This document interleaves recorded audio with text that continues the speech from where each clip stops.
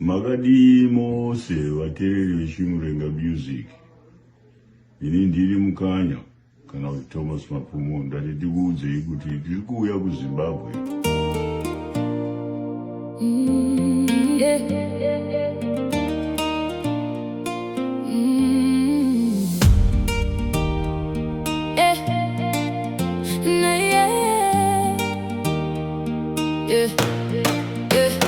Ndeje basa musaita pressure chezi yatava kumbokesha kana riri godo muchagwesha uyai kushow kupuresha naisa chikafu patafura mitoro tombotura laivi yakaoma iri kudura musanetseka musaukura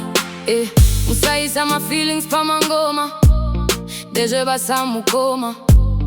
laifi yakaoma tiri kuya kuzote murangoma muchaspa kwa kuzvika pakufona musafurira na makagara muzvikona ndezve basa izvi ndezveziya zvisinaziya rakosiya ukadaro moto wematsotsi wadziya uri pamoto kunge mumbiya zvemahara hatitore ndezve basi taiporepore ndezve basa musaita pressure chezi yatava kumbokesha kana riri godo muchagwesha uyai kushow kupuresha taisa chikafu patafura mitoro tombotura laivi yakaoma iri kudura musanetseka musaukura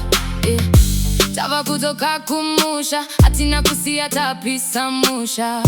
magandanga pangoma vavengi vachaenda pakoma chimurenga pamuchato chero pa birthday pacho ndawona tese taenjoya nemafaro muchakonya na mutombo itokonya madola zitombo totsonya chichange chiri chipatapata vakachenjera nevakapata tichitamba nyoka musango tinenge tichidonza tambo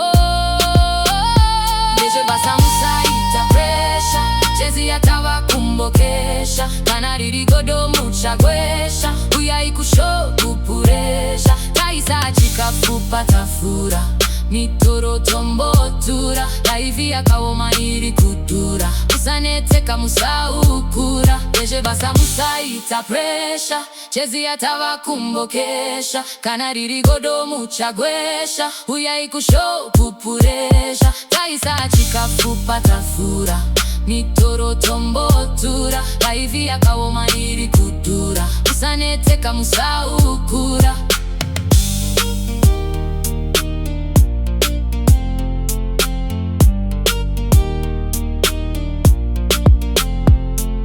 Hatisi kuita zvimwe zvinayo ndezvebasa zvatiri kuita ibasa ratakapiwa saka